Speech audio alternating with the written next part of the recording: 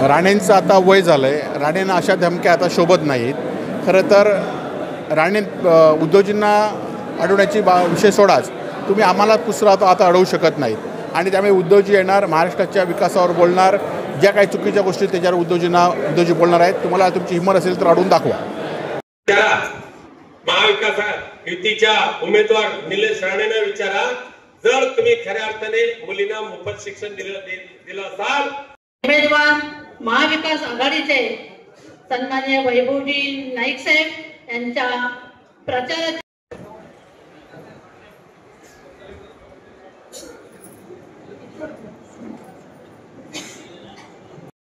आज या ठिकाणी आपण सर्वजण एक आपले वैभवजी नाईक साहेब यांच्या प्रचारासाठी जमलेले आहोत.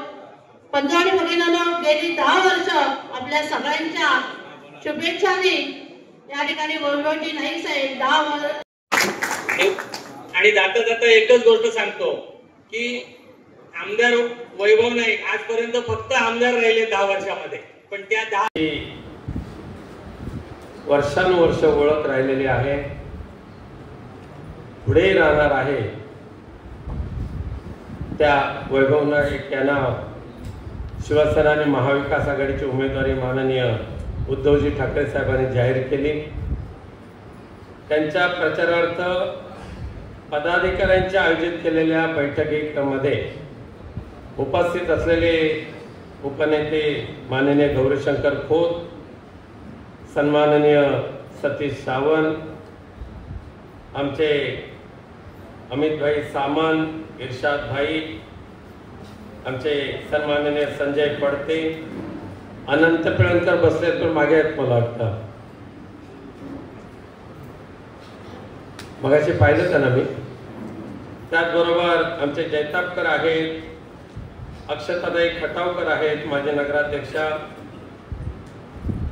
विद्याप्रसाद बांदेकर आहेत, मंदार शिरसाट आहेत, आमचे भवन बोबाटे, राजन नाईक, हे सगळेच पदाधिकारी उपस्थित आहेत. प्रथमतः श्रेयाताई, तुमचं मी मनापासून अभिनंदन करतो की तुम्हाला पुनश्च एकदा या विभागाच्या महिला आघाडी प्रमुख पदाचा मान माननीय पक्षप्रमुख उद्धवजी ठाकरे साहेबांच्या माध्यमाने मिळालेला आहे. आणि निस्वार्थी वृत्तीने निष्ठापूर्वक काम करणाऱ्या एक महिला कार्यकर्त्या म्हणून तुमची ओळख आजची नाही तर सुरुवातीपासूनची आहे.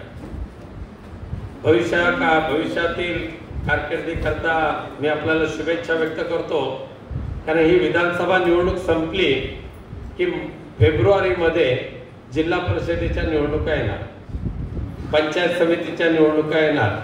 त्यामुळे तुमच्यामध्ये सुद्धा जे जे इच्छुक आहेत त्या सगळ्यांनी, त्या सर्वांना मनापासून शुभेच्छा देतो.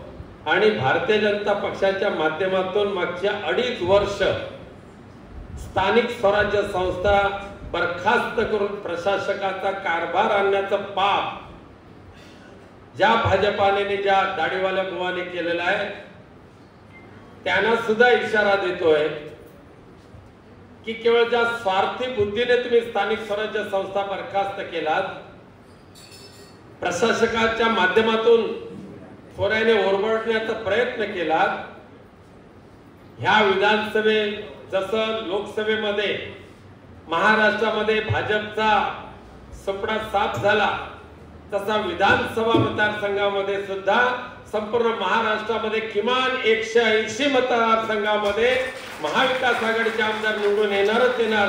त्यामध्ये कुडाळचे वैभव नाईकांचा क्रमांक सुद्धा असेल. काळजी करण्याचं कारण नाही, पण सावधगिरीने काम करावंच लागेल. हे लबाड रात्रीचं म्हणजे रात्रीचं खेळ चालवणारे हे मंडळी, त्यांना भूताखेताची भीती नाही. आपण देवाधर्माला जागणारे. आता परवाच्या 2 दिवसापूर्वीच्या मी रत्नागिरी टाइम्स मध्ये बातमी वाचली, सगळे ते कुवाळे दाखवले होते. सगळ्यांवर ते सगळे ते वेगवेगळ्या पद्धतीची डिझाईन होती. मग शोध घेतला रत्नागिरी टाइम्स म्हणजे रत्नागिरीला, ह्या झालं काय म्हटला, त्या म्हणाने कणकवली. अरे हिम्मत असेल तर कर्तृत्वाच्या जोरावर बोला की. भूताखेताचा आधार घेऊन तुम्ही देवाशी लढायचा प्रयत्न केलात, तो देव आणि दानव तो दानवच. आज आमचा वैभव नाईक एक माणुसकीच्या नात्याने जनतेची सेवा करत असताना ज्या पद्धतीने त्याने आपलं स्थान निर्माण केलेलं आहे ना, त्यांच्याशी लढायला हिंमत असेल तर त्याच वैचारिक आणि सामाजिक कामाच्या जोरावर तुम्ही या. फक्त पैसे वाटून पाकिट वाटून ठीक आहे, तात्पुरता स्वार्थ साधला गेला लोकसभेमध्ये, पण लोकसभेमध्ये जी चूक झाली, आमचे सतीश सावंत साहेब नेहमी सांगत असतात की लोकसभेमध्ये जी चूक झाली ती मात्र विधानसभेमध्ये कोणी करायची नाही. ही शपथ या महालक्ष्मीच्या सभागृहामध्ये तुम्हाला सर्वांना घ्यावीच लागेल. आता काल रात्री उद्धव साहेबांचा फोन आला होता, म्हणाले ते इटुकले बिटुकले चिटुकले काय बरोबर परत. म्हणजे प्रत्येक वेळेला ती पावसाळा आला की बेडूक ओरडतो म्हणजे ओरडतो आणि प्रत्येक धक्क्यामध्ये बेडकाला उडी मारायची सवय. तसं नारायण राणेंचं आहे. निवडणुका आल्या ही बेडूक डराव एवढं वाढतं आणि प्रत्येक वेळेला घोषणा. जाण्याचा रस्ता कणकवलीतून आहे, येण्याचा रस्ता सावंतवाडीतून आहे. आता जाण्याचा रस्ता कणकवलीतला जरी असला तर तो आमच्या मालकीचा आहे. नारायण राणे तुमच्या मालकीचा नाही. तुम्ही धमकी उद्धवजींना देण्याचा आता विसरून जा. तो राहिलेला टोप सांभाळा, नाही तर तो उडून जातील. किती धमक्या देणार आणि काय तुमची अवकात, लायकी म्हणत नाही मी, अवकात. त्या प्रत्येक वेळेला मर्डरच करायचा इतिहास तुमचा. आता विसरून जाते मर्डरचे दिवस. या उद्धवजींना रोखण्याची हिंमत नारायणाने तुमचीच काय, तुमच्या मोदी सरकारची सुद्धा असू शकत नाही. त्यासाठी शिवसैनिकांचा सज्ज आहे. उद्धवजींचा मार्ग मोकळा करून त्या मार्गामध्ये जे आडवे येतील त्यांच्या छाताडावर पाय ठेवून पुढे जाण्याची हिंमत आमच्या शिवसैनिकांमध्ये आणि महाविकास आघाडीच्या कार्यकर्त्यांमध्ये आहे. धमकी उद्धवजींना, धमकी आदित्यजींना. आधी कोणत्या घरात परत बघा. ह्या लोकशाही मधला एकमेव हा माणूस की लोकशाहीची विटंबना, लोकशाहीची चेष्टा कुचेष्टा कशी करावी ही नारायण राणे आणि त्याच्या परिवाराकडून शिकून घ्यावी. केवढा मोठा घोषणा केली होती तुम्ही आठवा 2005च्या आसपास. आता आमच्यावर टीका करतात म्हणे उद्धवजींनी हिंदुत्व सोडलं, आज बाळासाहेब असते तर गोळ्या घातल्या असत्या. खऱ्या अर्थाने बाळासाहेबांनी 2005 साली तुझी हकालपट्टी करून तुला तुझी जागा दाखवलेली आहे. नारायण राणेने शिवसेना सोडलेली नाहीये. 4 जुलै 2005 साली रंगशारदाच्या सभागृहामध्ये नारोबाची मी हकालपट्टी करतो हे सांगणारे आमचे हिंदुराज सम्राट, त्या बाळासाहेबांच्या हिंदुत्वाचे विचार आज उद्धवजी सुद्धा तेवढ्या ताकदीने पुढे घेऊन चाललेले आहे. पण नारायण राणेने केवढी घोषणा केली होती, म्हणे मी कायम ह्या शिवसेना आणि शिवसेनेचं धनुष्यबाण कायम स्वरूपी मिटवून टाकणार, भविष्यात धनुष्यबाण दिसणार नाही. आणि नारायण राणे काय अवजसा तुमच्या मागे लागले बघा ना. अरे आमच्या कोकणातले देवदेवता पाषाणाचे जरी असले ना तर त्यांना कौल लावल्यानंतर ते बोलत असतात. नारायण राणे आज तुम्हाला 2024 साली तुमच्या त्या एका मुलाच्या निवडणुकी करता त्याच बाळासाहेबांचं धनुष्यबाण घेऊन लोकांसमोर भीक मागावी लागते. धनुष्यबाण मिटवणारे तुम्ही, धनुष्यबाण संपवणारे तुम्ही, त्याच धनुष्यबाणाचा आधार घेताय. पण सर्वांना सांगू इच्छितो, ज्या नारायण राणेंचा विधानसभेचा राजकीय इतिहास या कुडाळ विधानसभा मतदारसंघाने संपवला, त्याच निलेश राणेंचा राजकीय इतिहास पुन्हा एकदा कुडाळ विधानसभेला संपवण्याचं भाग्य मिळालं. वैभव नाईक तुमच्यासारखा भाग्यशाली आमदार कोण नाही. अख्खा महाराष्ट्र पाहतोय महाराष्ट्रातल्या 2 निवडणुकांकडे. तसं पराभूत झाल्यानंतर सुद्धा मातोश्रीवर बसून अख्ख्या महाराष्ट्रातल्या शिवसेनेचं कामकाज पाहायचं संधी मला मिळाली. चांदा ते बाजार सर्व कार्यकर्त्यांना एकच इच्छा आहे, 2 कार्ट्यानं गाडा, बाकी काय कोणाची इच्छा नाही. आणि काय दिवे लावले हो, मला काय फक्त नारायण पुराण लावायचं नाही, आम्हाला आपल्याला वचननामा तर आपल्याला सांगायचंच आहे. पण काय दुर्दशा झालेली आहे ह्या जिल्ह्याची. आता तुमच्याकडे याच्या अगोदर मी शासकीय वैद्यकीय महाविद्यालयाने जिल्हा रुग्णालयामध्ये फेरफटका मारला. सोनोग्राफी होत नाही, एक्सरे काढला जात नाही, ब्लड टेस्ट केली जात नाही, डिलिव्हरीला महिला आली तर दाखल करून घेतलं जात नाही. डॉक्टरांची बेमुरतखोरी चाललेली, कंट्रोल कोणाचा राहिला नाही. आणि काही जे दलाल तिथे जे ठेवलेले आहेत ना, आलेल्या प्रत्येक रुग्णाला एसएसपीएम चा ऍड्रेस सांगतात. आता तिथे बकासूर बसलेच आहेत. एसएसपीएम मध्ये गेला रे गेला, ह्या जिल्ह्यातल्या सर्वसामान्य गोरगरीब रुग्णांना माहिती आहे. मरायचं असेल तर तिथे जा, लुटायचं असेल तर एसएसपीएम मध्ये जा. एवढ्या मोठ्या प्रयत्नाने सुरू केलेलं वैद्यकीय महाविद्यालय आज दुरावस्था झालेली आहे. बघून आलो, पाहून आलो मी.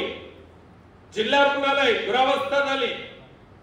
966 कोटी रुपयाचा मलिदा ह्या सार्वजनिक बांधकाम खात्याचे मंत्री रवींद्र चव्हाण यांनी उकळला खाल्ला. हा माझा जाहीर आरोप आहे. हिंमत असेल तर माझ्या विरुद्ध काय कोर्टात जायचं असेल तर जा.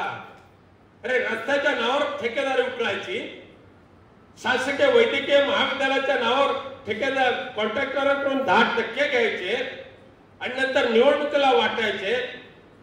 हा आरोप यापूर्वी वैभव नाईक यांनी केलाय आणि मी पुन्हा एकदा करतोय. जनतेचा पैसा लुबाडण्याचं काम भारतीय जनता पक्ष आणि एकनाथ शिंदे अजितदादा यांच्या सरकारच्या माध्यमातून ज्या पद्धतीने केला जातोय, आणि खासदार महोदयांना जनाच्या मनाची लाजच राहिली नाही. त्यावेळेला केवढं मोठं चिपी विमानतळावर आक्रोश केला आणि हा विमानतळ होऊ नये म्हणून वैभव नाईक आणि विनायक राऊत यांनी आंदोलन केलं होतं. कुठून शोध लावला मला माहिती नाही, कुठल्या भक्ताने सांगितलंय ते माहिती नाही. पण विमानतळ सुरू करण्यासाठी विनायक राऊत, वैभव नाईक आणि त्यावेळेला दीपक केसरकर सुद्धा यांनी जे प्रयत्न केले, आज विमानतळ सुरू आहे का? चिपी विमानतळ जा नारायण राणेंना विचारा, तुम्ही केलं ना विमानतळ चालू? आज चिपी विमानतळ बंद का पडला? केंद्र सरकारने अलायन्स एअरने कळवलं आम्ही विमान सेवा बंद करत आहोत 26 तारीख पासून 26 ऑक्टोबर. आगाऊ कळवलं 15 दिवस. त्या कंपनीला वाटलं आपले खासदार आलेत निवडून, मोठे मंत्री होते, पुन्हा प्रयत्न चालू करते. काय माहिती नाही, इकडचा तिकडचा काय माहिती नाही. याला थांब पत्ता लागला नाही. मी तिकडे लक्ष घातला, संबंधित मंत्री महोदयांना आजही मी पाठपुरावा करतोय.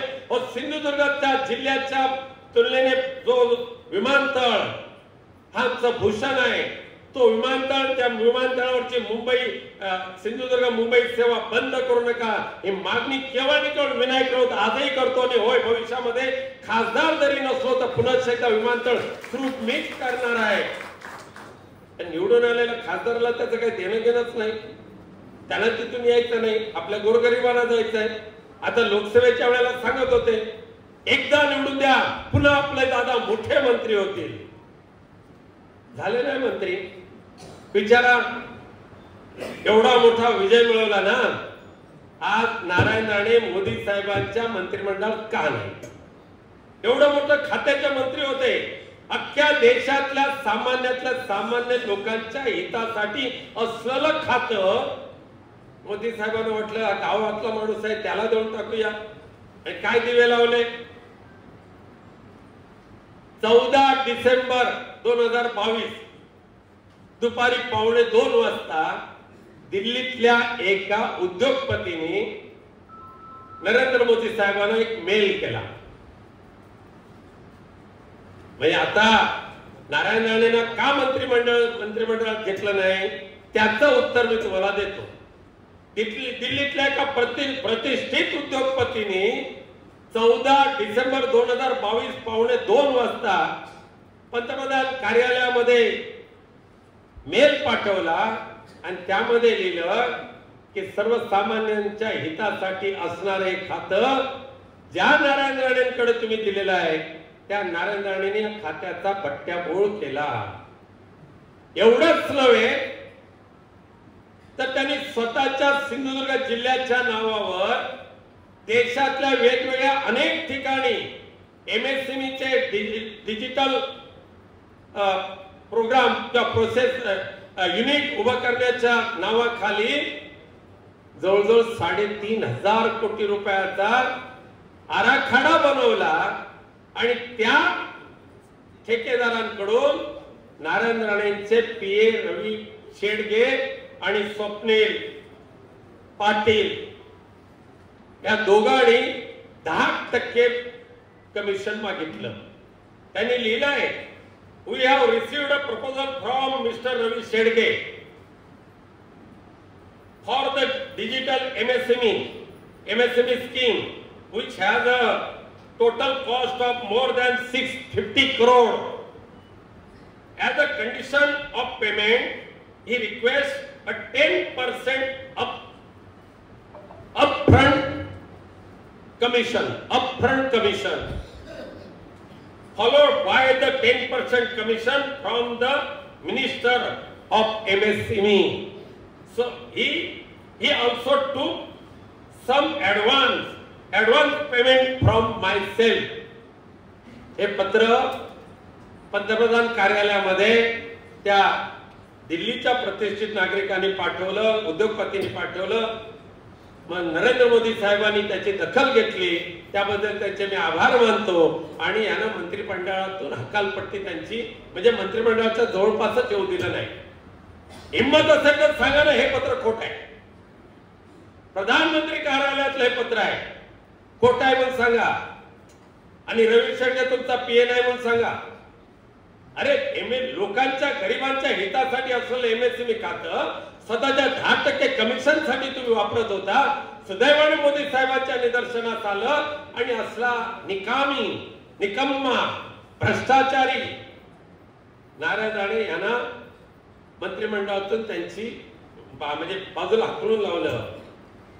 आता भारतीय जनता पक्षवाले येत आहेत.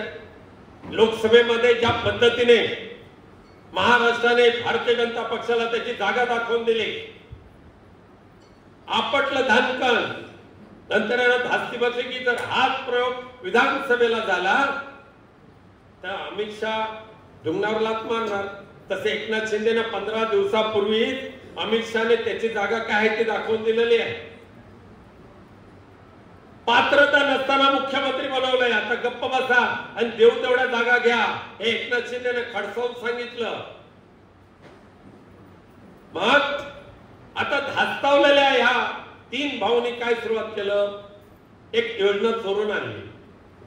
तसं नारायण राणे यांचे पूर्वज राजस्थानला, हे मी नाही सांगत, नारायण राणेने आजपासून 8 वर्षापूर्वी नाशिकच्या सभेमध्ये सांगितलेलं आहे.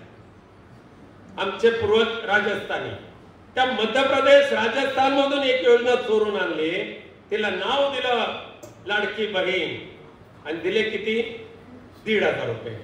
शब्द कितीचा होता ताईनो?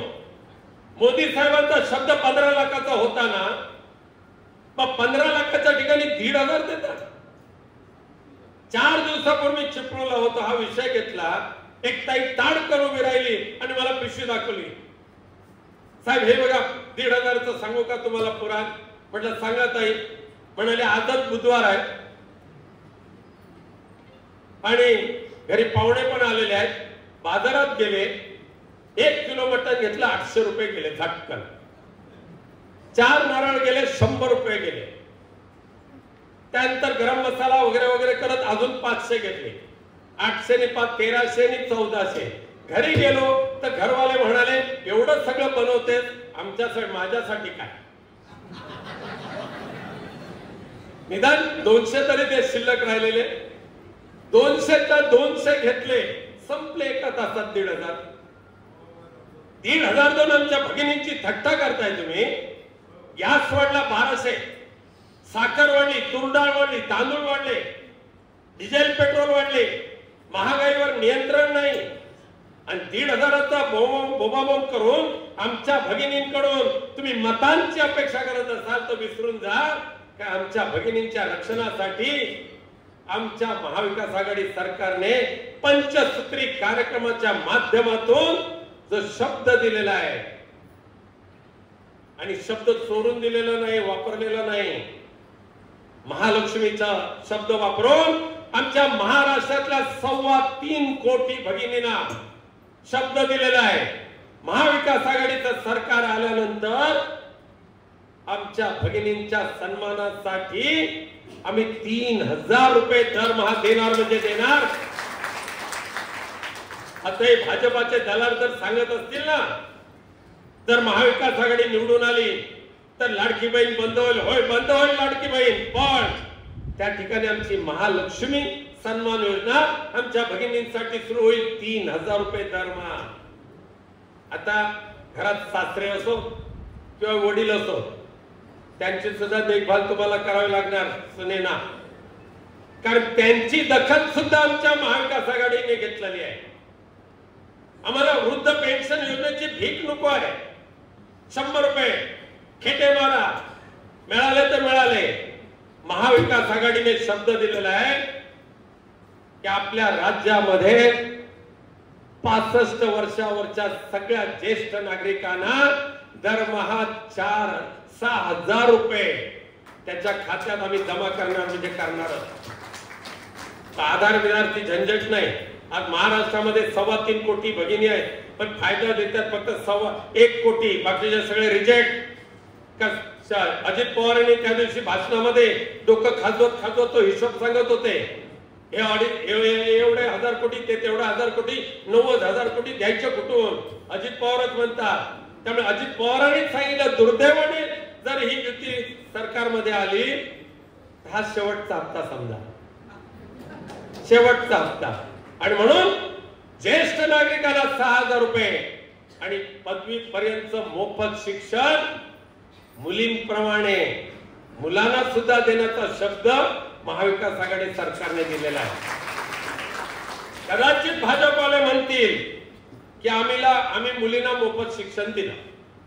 नारायण राणेंना विचारा, महाविकास युतीच्या उमेदवार निलेश राणेंना विचारा, जर तुम्ही खऱ्या अर्थाने मुलींना मोफत शिक्षण दिलं असाल तर आम्हाला जीआर दाखवा.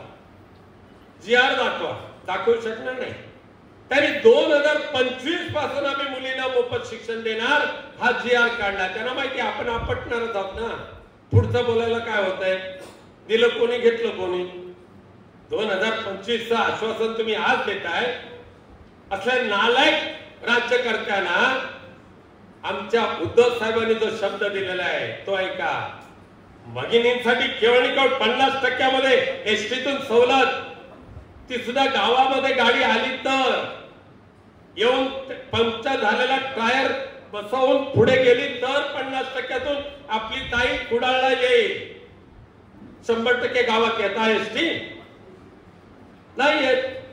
आमच्या उद्धव साहेबांनी शिवसेनेचा हा कुटुंब प्रमुखाचा जो वचननामा प्रसिद्ध झालेला आहे ना, त्यामध्ये उद्धव साहेबांनी सांगितलेलं आहे महाविकास आघाडीचं सरकार आल्यानंतर केवळ एसटी नव्हे, संपूर्ण महाराष्ट्रातली एसटी, मुंबईतली बेस्ट, ठाण्यातली टीएमटी, नवीन मुंबईतली एनएमटी, पुण्यातली पीएमएलवाय, या सगळ्या महानगरपालिका क्षेत्रातल्या त्या बस मधून महाराष्ट्रातल्या सगळ्या भगिनींना मोफत प्रवास करण्याचा शब्द या शिवसेनेच्या वचननाम्यामध्ये दिलेला आहे.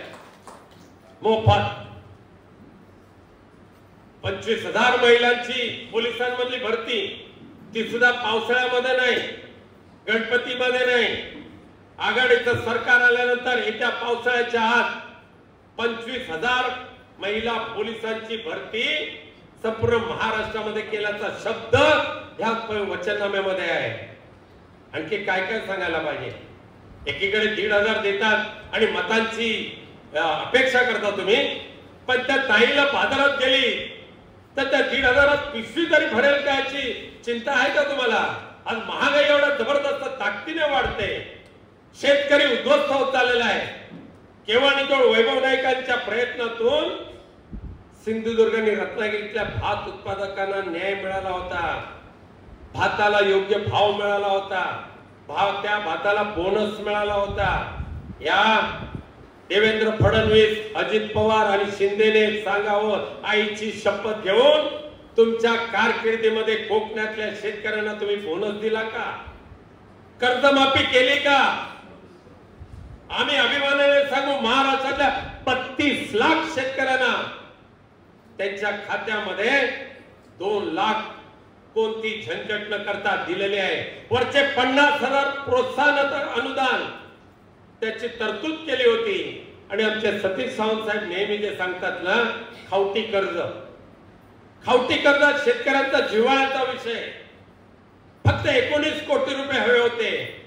सुदैवाने उद्धव साहेबांना तो विषय पटला आणि खावटी कर्जाची तरतूद केली, 50,000ची तरतूद केली. पण आपलं दुर्दैव, हे आडवे आले सगळे, आपल्या सरकारपासून दूर जावं लागलं. पण घाबरू नका, पुन्हा एकदा महाविकास आघाडीच्या पंचसूत्रीमध्ये शब्द दिलेला आहे, 3 लाख रुपयापर्यंतची कर्जमाफी शेतकऱ्यांना ताबडतोब दिली जाईल. आणि शेतीवरचा जीएसटी, कृषी अवजारावरचा जीएसटी, खत बियाण्यावरचा जीएसटी 100% माफ केला जाईल. आम्हाला केवळ टीका करून निवडणुका नाही लढवायच्या आहे. टीका करत असताना यांचं वस्त्रण करण्यासाठी भरपूर मुद्दे आहेत. पण आम्ही सरकारमध्ये आलो, आपण सत्तेवर आलो, ते नेमकं आम्ही काय करणार हे सांगण्यासाठी या कुटुंब प्रमुखाचा वचननामा आहे. हे सांगण्यासाठी महाविकास आघाडीची पंचसूत्री आहे. आणि एवढं सांगत असताना तुम्हाला सगळ्यांना विनंती करेन, कारण यानंतर आम्ही मालवणला जाणार आहोत. माननीय पक्षप्रमुख उद्धवजी ठाकरे साहेबांची सभा मालवण येथे 13 तारीखला होणार आहे. मला माहिती आहे तुळशीचं लग्न, पण तुळशीच्या लग्नाचा अंतरपाठ आपण 7:30च्या अगोदर पकडत नाही. दुपारी वाडी दाखवायची पुरुषांनी, महिलांनी घरी गोडधोड करायचा आणि नैवेद्य दाखवून मालवणला बरोबर 4:30 वाजता सर्वांनी यायचं. तुम्हाला तुळशीचं लग्न लावण्यासाठी 6:30 वाजता सभा संपेल. कोणतेही कारण न सांगता हजारोच्या संख्येने या मालवण एवढ्यासाठी घेतलेली आहे. छत्रपतींच्या साक्षीने सिंधुदुर्ग किल्ल्यावर जो छत्रपती शिवाजी महाराजांनी 350 वर्षापूर्वी सिंधुदुर्ग किल्ला उभा केला, एक दगड नाही पडला. आणि या दाढीवाल्या बुवाच्या कारकिर्दीमध्ये उभा केलेला छत्रपती शिवाजी महाराजांचा पुतळा 45च्या स्पीडने पडतो. एकमेव खासदार विनायक राऊत लोकसभेमध्ये पहिल्या 8 दिवसामध्ये मी याविरुद्ध आवाज उठवला आणि सांगितलं, पंतप्रधान महोदय, तुमच्या हातून ज्या पुतळ्याचं अनावरण केलेलं आहे ना, त्या पुतळ्याची डागडुजी ताबडतोब करा, त्यात छत्रपती शिवरायांचा अवमान मात्र तुम्ही करू नका, अशा पद्धतीची विनंती केली. लोकसभेच्या रेकॉर्डवर आहे, नाही दखल घेतली, कारण 2 कोटी रुपये पुतळ्याच्या नावावर खाले. आणि म्हणून मालवणमध्ये पुन्हा एकदा उद्धवजी ठाकरे येत असताना 17 तारीखला युवा नेते आदित्यजी ठाकरे हे सुद्धा 17 तारीखला आत्र्यापासून त्यागी कट्टा, सुकळवाड, कसाल, कुडाळ करत करत पिंगुळीपर्यंत जाणार आहे. शोभायात्रेच्या माध्यमातून नेते आम्ही सगळेजण जीव तोडून कामाला लागलेलो आहोत. तुम्ही सुद्धा कार्यकर्त्यांनी तेवढीच मेहनत करणारच, यामध्ये कोणतीही शंका नाही. सर्वांना एकच विनंती आहे की आता नाही तर कधी नाही. आता फसलो तर कायमच गेलो, पण एकजुटीने कामाला लागा आणि मशाल चिन्हाचा विजय जयकार करा. जय हिंद, जय महाराष्ट्र. महाराष्ट्राचं आराध्य दैवत छत्रपती शिवरायांना वंदन करून, शिवसेना प्रमुख आणि आमचं सर्वांचं दैवत बाळासाहेब ठाकरेंच्या पवित्र स्मृतीस अभिवादन करून आज कुडाळ विधानसभेमध्ये महाविकास आघाडीच्या वतीने आयोजित केलेल्या या मेळाव्यासाठी उपस्थित केले आपले सर्वांचे मार्गदर्शक, आपले सर्वांचे नेते आणि शिवसेनेचे नेते विनायकजी राऊतसाहेब, राष्ट्रवादीचे जिल्हाध्यक्ष अमितजी सामंत, काँग्रेसचे जिल्हाध्यक्ष इर्शाद शेख, शिवसेनेचे उपनेते गौरीशंकर खोत, सतीश सावंत, संजयजी पडते, श्रेया परब, या नगरीच्या नगराध्यक्ष, आमचे ज्येष्ठ असे मार्गदर्शक आणि काँग्रेसचे निष्ठावंत कार्यकर्ते प्रकाश जैतापकर, अभयजी शिरसाट, व्यासपीठावर माझे सर्व सहकारी आणि उपस्थित काँग्रेस, राष्ट्रवादी आणि शिवसेना उद्धव बाळासाहेब ठाकरेंचे सर्व कार्यकर्ते, खरं तर आपलं सर्वांचं मनापासून आभार व्यक्त करतो की गेल्या 10 वर्षात मी जे काम केलंय ते आपल्या समोर आहे. आणि म्हणूनच काँग्रेस, राष्ट्रवादी तर मुळापासून विषयात आणि अमित सावंतांचं मनापासून आभार या ठिकाणी व्यक्त करेल की त्यांना सांगावं लागलं नाही की आज मेळावा घ्यावा, प्रचार सुरू करायचा आहे. तर त्यांनी महिन्याभरापासूनच काँग्रेस, राष्ट्रवादीच्या कार्यकर्त्यांनी आमच्या पुढे जाऊन या ठिकाणी प्रचार या ठिकाणी सुरू केला आणि आम्हाला का वैध नाही पाहिजे. खरं तर गेल्या 10 वर्षांमध्ये मी जे काम केले ते तुमच्या समोर आहे. म्हणूनच प्रचारामध्ये जातात त्याच्या वेळी तुमची मान कधी खाली जाऊ देणार नाही याची जबाबदारी गेली 10 वर्ष या ठिकाणी मी घेतली आहे. यामध्ये खरं तर सिंधुदुर्ग जिल्ह्याचा विषय बघितल्यानंतर माझ्या मतदारसंघामध्ये सर्वाधिक कामं झालेली आहेत. हे आपण या ठिकाणी तुलना जेव्हा कराल तेव्हा माझ्या मतदारसंघामध्ये सर्वाधिक कामं झालेली आपल्याला दिसली. शासकीय मेडिकल कॉलेज हे सुद्धा माझ्या मतदारसंघात राऊत साहेबांच्या प्रयत्न या ठिकाणी मंजूर झालंय. खरं तर आताचे या जिल्ह्याचे माजी पालकमंत्री शिक्षण मंत्री सावंतवाडी जे आम्ही सांगत होते, जागा मिळू शकते आम्ही सांगत होते, आम्ही त्यावेळी विरोध केला आणि म्हणून ते सुरू झालंय. त्यांचं सुपर स्पेशालिस्ट हॉस्पिटल अजूनही सुरू होत नाही, अजूनही त्यांना जागा मिळत नाही वस्तुस्थिती आहे. पहिलं हॉस्पिटल माझ्या मतदारसंघामध्ये कुडामध्ये या ठिकाणी सुरू आहे. या जिल्ह्यामध्ये गेल्या 10 वर्षामध्ये एकच क्रीडांगण झालं ते कुडामध्ये माझ्या मतदारसंघामध्ये झालं. या जिल्ह्यामध्ये 2च नाट्यगृह सरकारच्या माध्यमातून झाली आहेत. ती दोन्ही नाट्यगृह माझ्या मतदारसंघामध्ये ओरस आणि कुडा येथे झाली आहेत. या जिल्ह्यामध्ये गेल्या 10 वर्षामध्ये एकच पाणी योजना सुरू झालेली आहे, ती सुद्धा माझ्या मतदारसंघामध्ये मालवणमध्ये झाली आणि कुडाचा आपण प्लॅन त्या ठिकाणी मंजूर करून घेतलाय. म्हणजे जी कामं झाली आहेत ती माझ्या मतदारसंघामध्ये झाली आहे. खरं तर सतीश सावंतांना माहिती आहे, जिल्हा परिषद अध्यक्ष संजय पडतेंना माहिती आहे की व्हीआर आणि ओबीआर रस्त्यांना कधीही बजेटची काम पैसे मिळत नव्हते. माझ्या मतदारसंघामध्ये व्हीआर आणि ओबीआर साठी 100 कोटी रुपयाचा निधी उद्धवजी मुख्यमंत्री असताना या ठिकाणी मंजूर करून घेतला आणि ती कामं या ठिकाणी सुरू आहेत. खरं तर मी काय काम केलं हे लोकांसमोर आहे, मी काय काम केलं हे तुमच्या समोर आहे. आणि म्हणूनच कालच मला पत्रकार सकाळी भेटले की नारायणाने तुमच्यावर आरोप करतायत की तुम्ही 10 वर्षात काय काम केलं नाही. हो, मी काम केलं म्हणून तुम्हाला फिरावं लागतंय ना. मी जर काम केलं तर तुम्ही किती फिरा, परंतु माझ्या कामाची तुलना तुम्ही करू शकत नाही, तुमचे दोन्ही मुलगे करू शकत नाही, हे मी तुम्हाला छातीपणे सांगतो. खरं तर 5 वर्षापूर्वी उद्धवजी ठाकरे मुख्यमंत्री झाल्यानंतर या जिल्ह्यामध्ये जे जे करता येईल ते आम्ही सांगितलं. आज कोरोनाचा काळ आठवा की या कोरोनाच्या काळामध्ये कुठे लोक फिरत होते, हे राणे कुटुंबीय कुठे होते. 6 महिन्यानंतर आले, त्यांच्या पहिल्या 2-3 महिन्यामध्ये यांच्या हॉस्पिटल सुद्धा कोरोनाचे पेशंट घेत नव्हते. 6 महिन्यानंतर पुन्हा जेव्हा लाट आली तेव्हा यांनी हॉस्पिटलमध्ये बाजार मांडला. आज कोरोनामध्ये राऊतसाहेब आणि आम्ही पहिली टेस्टला जवळजवळ 2,500 भरत होते. आमचे संतोष शिरसाट आणि त्याच्याबरोबर माझे काही होते घेऊन गेले आणि 2,500 रुपयाची टेस्ट करून घेतली खाजगी मेडिकल कॉलेजमध्ये घेतली ना 2800 रुपये. आणि त्यानंतर त्याच्या आधी त्यानंतर 4 दिवसामध्ये आम्ही मोफत टेस्ट या ठिकाणी उपलब्ध करून दिली आणि सगळ्यांनी टेस्ट या ठिकाणी केली. हजारो लोक या रुग्णालयात बरे झाले. आपण बघितलं असणार की त्या रुग्णालयात बरं होण्यासाठी आम्ही त्या ठिकाणी पहिले गेलो. रेमडेसिवीर औषधे नव्हती, आम्ही उपलब्ध करून दिली. 1 रुपया त्यावेळी लोकांकडून घेतला नाही. उद्धवजींना आम्ही जे सांगू मी राऊतसाहेब ते उद्धवजी आम्हाला त्या ठिकाणी करत होते. आता खरं तर ऑक्सिजन येत होता आणि खरं तर राऊतसाहेबांनी आम्ही प्रयत्न करून एका रत्नागिरीच्या ठेकेदाराला गाठलो. त्याला सांगितलं तो ऑक्सिजन प्लॅन्ट तुला मदत करून त्याला जागा 8 दिवसामध्ये एमआयडीसी मध्ये जागा दिली. ताबडतोब हे सांगितलं की ऑक्सिजन प्लॅन्ट मध्ये राऊतसाहेबांची आणि वैभवनगरची पार्टनरशिप आहे. आम्ही त्या प्लॅन्ट मध्ये नंतर राऊतसाहेब गेले नाही, मी गेलो नाही. खरं तर आज भक्ती गाडी आमच्या देऊळच्या सरपंच आहेत, शेखर गावडे त्या ठिकाणी माजी सरपंच आहेत, त्यांना विचारा की एमआयडीसी मध्ये गेल्या 10 वर्षामध्ये जे कारखाने सुरू आहेत, किती कारखाने सुरू आहेत, किती लोकांना रोजगार मिळतो, त्यांनी स्वतः या ठिकाणी येऊन बघावं. बरोबर शिखर, आज 1000-1500 कामगार एमआयडीसी मध्ये छोट्याशा कुडाच्या एमआयडीसी मध्ये सुरू आहेत. का तर ज्यांनी ज्यांनी जागा घेतल्या होत्या, जे उद्योग करत नव्हते, ते सगळ्या जागा मी मागे घेतल्या.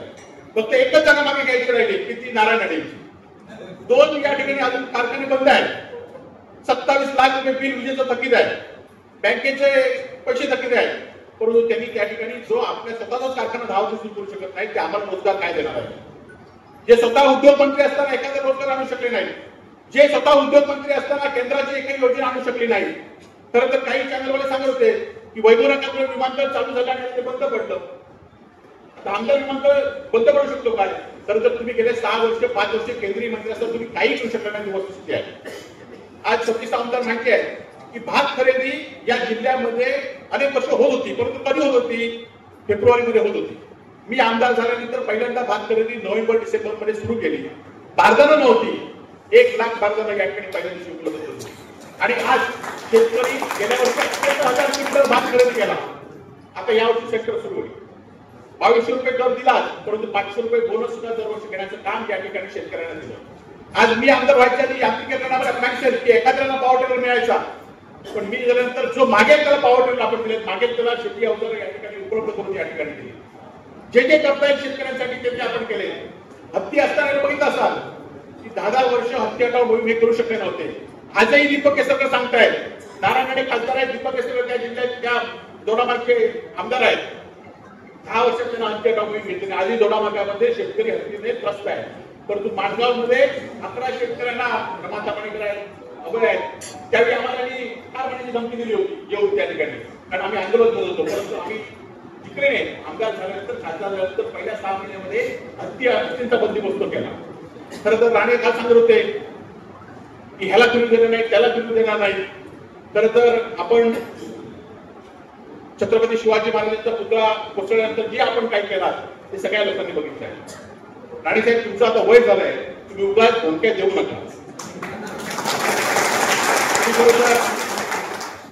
उद्धवजी निश्चित या जिल्ह्यामध्ये येतील, परंतु उद्धवजींना अडवण्याच्या आधी आम्हाला पहिल्या आलं, मग बघूया कोण कोणाला होईल. आणि त्यामुळे आम्हाला ही निवडणूक विकासावर नाही.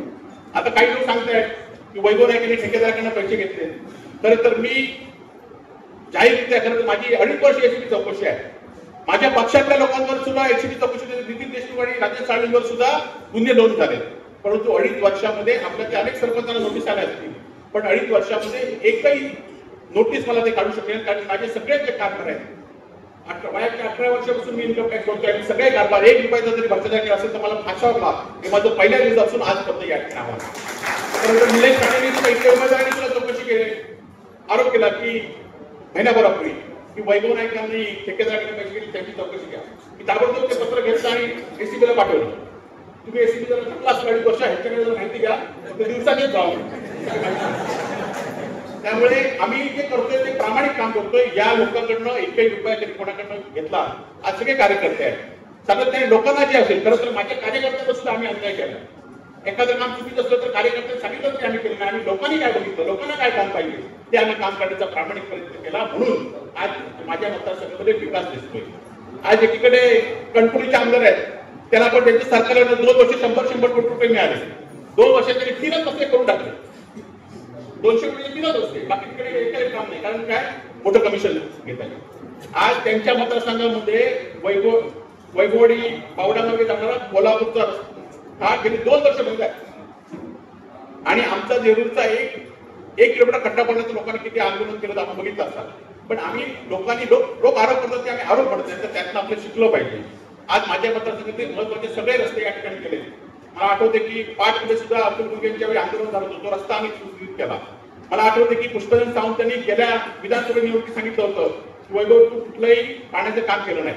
आम्ही तो आरोप म्हटलं नाही, आम्ही ते गुरुतुल्य असलेल्या पुष्पचंद सावंतांचे मार्गदर्शन म्हटलं. आणि मी माझ्या मतदारसंघातलं कुंद्याचं धरण असू दे, आंबेडचं धरण असू दे, 2 धरण पूर्ण केले. आणि घोडगे आणि भडगाव ही दोन्ही धरणाची काम आता सुरू झाली आहे. म्हणजे जे आरोप करतील किंवा जे एखाद्या सूचना करतील त्याच्या दृष्टीने आम्ही प्रयत्न या ठिकाणी केला. खरं तर वाळूच्या संदर्भात सुद्धा बघा, माहिती आहे, मी संजय पडतेनी आम्ही दोघांनी लाठी झेलल्या, परंतु वाळूवाल्यांना न्याय मिळून दिला. वाळूची वाळ 3,000 वरून आम्ही 1400 रुपये करून दिले. आज हेच नारायणगडे मला त्यावेळी वाळू चोर म्हणत होते. खरं तर माझ्यावर या वाळूसाठी गुन्हा नोंद झालेला आहे आणि म्हणून नारायण मला वाळू चोर म्हणत होते. आणि आज काय सांगताय की आमच्या वैभव नाईक वाळूला विरोध करतो म्हणून. खरं तर सर्वसामान्य माणसाला कधी विरोध करण्याचं काम या ठिकाणी आमदार म्हणून मी केलं नाही, यापूर्वीच्या काळामध्ये सुद्धा केलं नाही. तर मला आमदारकी कशासाठी पाहिजे, मला आमदारकी लोकांचे प्रश्न सोडण्यासाठी पाहिजे. आज खरं तर नारायण गेल्या 8 दिवसापूर्वी पुण्याच्या सभेत सांगितलं होतं की माझे दोन्ही मुलगे सुशिक्षित आहेत आणि त्यामुळे एक बंगला मी माझ्या प्रॉपर्टीची विभागणी केली आहे. वडील म्हणून ते प्रॉपर्टीची विभागणी करू शकतात, परंतु त्यांचा एक बंगला तिकडे आहे, एक बंगला इकडे, म्हणून दोन्ही मुलांना आमदार म्हणून करणं हे लोकशाहीमध्ये लोक करू देणार नाही एवढं मात्र नक्की आहे. आज मला आमदारकी लोकांच्या विकासासाठी पाहिजे आणि त्यांना घराणीशाहीसाठी पाहिजे. कालच बघितलं की ठाकरे, पवार आणि गांधींची घराणीशाही तुला काम लागले. खरं तर ते त्यांनी देशासाठी महाराष्ट्रासाठी काय केलं गांधींनी, ठाकरेंनी हे आपल्याला माहिती आहे. परंतु तुमची घराणीशाही लोक का म्हणतात? कारण तुम्हाला पक्ष नाही मिळाला की तुम्ही घराणीशाहीसाठी दुसऱ्या पक्षात जातात, म्हणून तुम्हाला लोक घराणीशाही म्हणतात. आज ह्या पक्षात तिकीट नाही मिळतं त्या पक्षात, त्या पक्षात तिकीट नाही मिळतं उद्या तिसऱ्या पक्षात, आणि त्यामुळे लोक तुम्हाला घराणीशाहीचं या ठिकाणी विषय या ठिकाणी मांडतात. आज जास्त वेळ आपला घेणार नाही. तर छत्रपती शिवाजी महाराजांच्या पुतळ्यामध्ये भ्रष्टाचार झाला हे पहिल्यापासून सांगत होतो. भ्रष्टाचार झाल्यानंतर हे इथल्या उमेदवार सांगितलं की वैभव नाईकांचा पुतळा रात्री पाडला नाही, माझ्याकडे पुरावा यायचा. आणि काय खरं तर असे विरोधक दुश्मनांना सुद्धा मिळू नये, कारण त्यांनी काय सांगितलं की वैभव नाईकांचं कुटुंबी आता पाकिस्तानमध्ये जाणार. म्हणजे कुठला विचार करतायत ते बघा. राजकारण असू दे, राजकारणामध्ये लोकशाही पद्धतीने राजकारण हे होतच राहणार, आरोप प्रत्यारोप चांगल्या गोष्टीचे वाईट गोष्टी होतच राहणार. परंतु वैभव नाईकांचं त्या पुतळ्या पाडण्यामध्ये हात आहे आणि वैभव नाईकांचं कुटुंबीय उद्या पाकिस्तानमध्ये जाणार आहे. हे कुटुंबामध्ये बसण्याचं काम यांनी आधीच सुरू या ठिकाणी केलं आहे. परंतु छत्रपती शिवाजी महाराजांचा पुतळा बसवल्यानंतर आम्ही काय केलो? कारण आम्ही मतदारसंघामध्ये असतो. मी या मतदारसंघामध्ये 10 वर्ष आमदार आहे. माझ्या या मतदारसंघामध्ये घर नाही, माझी कुठला व्यवसाय नाही. माझ्या वडिलांनी सुरू केलेला माझा व्यवसाय कणकोलीत आहे. सकाळी 10 वाजता रात्री 10 वाजेपर्यंत मी माझ्या मतदारसंघामध्ये लोकांमध्ये असतो, म्हणूनच त्या ठिकाणी सुख दुःखाच्या वेळी पहिला असतो. या छत्रपतींचा मुद्दा कोसळल्यानंतर आम्ही भ्रष्टाचार झाला असेल तर आम्ही गप्प बसायचं. आज 3.5 कोटी रुपयाच्या पुतळ्यासाठी दिले आणि त्यातले 24 लाख रुपये त्या आपटेला दिले, आणि ते आपटे सांगतो की मला 24 लाख मिळाले म्हणून त्याला आता निवडणुकीशिवाय त्याला जामीन होणार नाही. आम्ही आधीच सांगितलं 2 महिन्यात. अरे निवडणुकीच्या बाहेर गेला तर सत्य बोलेल ना. आता वेल्डिंगवाल्याला हे दिलंय, एखाद्या वेल्डिंगवाल्याला अटक केलंय. आज त्याची विचार करतो हल्ला छत्तीसगडच्या घ्यायला अटक केलं. म्हणजे आता महाराष्ट्राच्या बाहेरच्या लोकांना पोलीस, सिंधुदुर्ग जिल्हा पोलिसांचं अजब हे आहे की जिल्ह्यातल्या बाहेरच्या लोकांना कामगारांना अटक करतायत. म्हणजे आपला दावा टाकण्यासाठी कामगारांना करण्याचं काम या ठिकाणी करतायत. मी आपला जास्त वेळ घेणार नाही. माझी तुम्हाला सगळ्यांना ज्या ज्या ठिकाणी प्रचाराला जा तेव्हा एकच विनंती आहे, प्रचारामध्ये जाताना आमदार वैभव नाईकांनी गेल्या 10 वर्षामध्ये काय केलं, आमदार वैभव नाईक किती सुखदुःखामध्ये सहभागी झाला, आमदार वैभव नाईकांनी कशा पद्धतीने भ्रष्टाचार मुक्त काम केलं, ज्या ज्यावेळी अन्याय होईल त्या वैभव नाईक या ठिकाणी कसे पुढे आले हे तुम्ही सांगा. आणि दुसरे उमेदवार सुद्धा 5 वर्ष खासदार होते, त्यांचे वडील केंद्रीय मंत्री होते, 2.5 वर्ष ते सत्तेत होते, त्यांनी आपल्या गावामध्ये काय विकास केला, त्यांनी लोकांचे कुठले प्रश्न सोडवले, त्यांनी कुठल्या सुखदुःखामध्ये सहभागी झाले. या 2 उमेदवारांच्या तुलना तुम्ही करा, लोकांसमोर जा, निश्चितपणे मला खात्री आहे जर मी चांगलं काम केलं असेल तर लोक मला लोकशाहीमध्ये निवडून देतील आणि तो माझा विश्वास या ठिकाणी मतदार सार्थ होईल असा मला विश्वास या ठिकाणी. आज 2.5 वर्षानंतर सत्ता गेली. खरं तर आम्ही त्यावेळी अनेक कामं विकासाची केली होती. मला आठवतंय की राऊत साहेबांनी मला रात्री 9:30 फोन केला होता, वैभव तू कुठे आहेस? 4:30-5 वाजता या सगळ्या घडामोडी झाल्या, 7 वाजता झाल्या. मी आमदार व्यवस्था आहे खालती जेवतो कॅन्टीनमध्ये. कुठे आहे? वर्षामध्ये. आम्ही 9:30 वाजल्यापासून वर्षावर होतो आणि त्यानंतर आम्ही प्रामाणिकपणे का राहिलो तर आम्ही तुमच्या सर्वसामान्य लोकांना प्रामाणिकपणे निवडून दिलेला आहे. ही प्रामाणिकतेची किंमत या ठिकाणी कधी आम्ही बोलू शकत नाही की किंमत ते उपकार आम्ही कधी फेडू शकत नाही. म्हणून या ठिकाणी काम या ठिकाणी केलं. मंत्रीपद खोप हे सगळे आमची होती, परंतु आम्ही प्रामाणिकपणे लोकांचा प्रयत्न. खरं तर एसीबी चौकशी झाली. एसीबी चौकशी सुद्धा असा एक आमदार होता की जो लोकांसमोर मोर्चाने केला की माझी चौकशी करावी. आज एवढंच सांगतो की एकनाथ शिंदेकडे नारायणने आरोप केले की वैभव नाईक एकनाथ शिंदेना किती वेळा भेटला, मीच सांगितलं त्यांना घेऊ नको म्हणून. एकनाथ शिंदे आणि नारायण एकत्र बसावं आणि सांगावं की मला एकनाथ शिंदे किती सांगत होते की तू शिवसेना सोड म्हणून पहिल्यापासून. आणि नारायणींना पण नारायण काय सांगताय की वैभव नाईकांना मी सांगितलं घेऊ नको. खरं तर मी एवढंच सांगतो की नारायणने तुम्ही राजकारणामध्ये धृतराष्ट्र झाला, तुम्हाला तुमच्या 2 मुलांसमोर इतर कोणी दिसत नाही. आपले ते बाबले आणि दुसऱ्याचे सारखं असं तुमची परिस्थिती झाली आहे. ती परिस्थिती तुमची 23 तारीखला लोक तुमच्या डोळ्यावरची पट्टी काढतील आणि करतील. 2.5 वर्षापूर्वी अभय सिंह माझ्याकडे मंत्रालयात बाहेर आले, नंतर चिसटून आले की मंत्रालयामध्ये आम्ही जी कामं होती, त्या कामाला स्टे दिला होता. म्हणून आम्ही एकनाथ शिंदेना खुला भेटतो.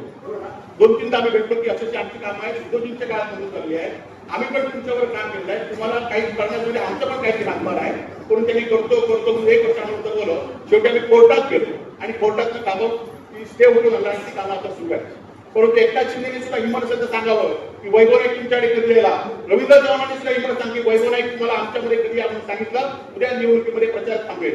कारण मला विश्वास आहे की मी यांच्याकडे कधी व्यक्तीच्या कामासाठी कधी गेलो नाही, कधी जाणार नाही. आमची मान तुटेल पण मान झुकणार नाही.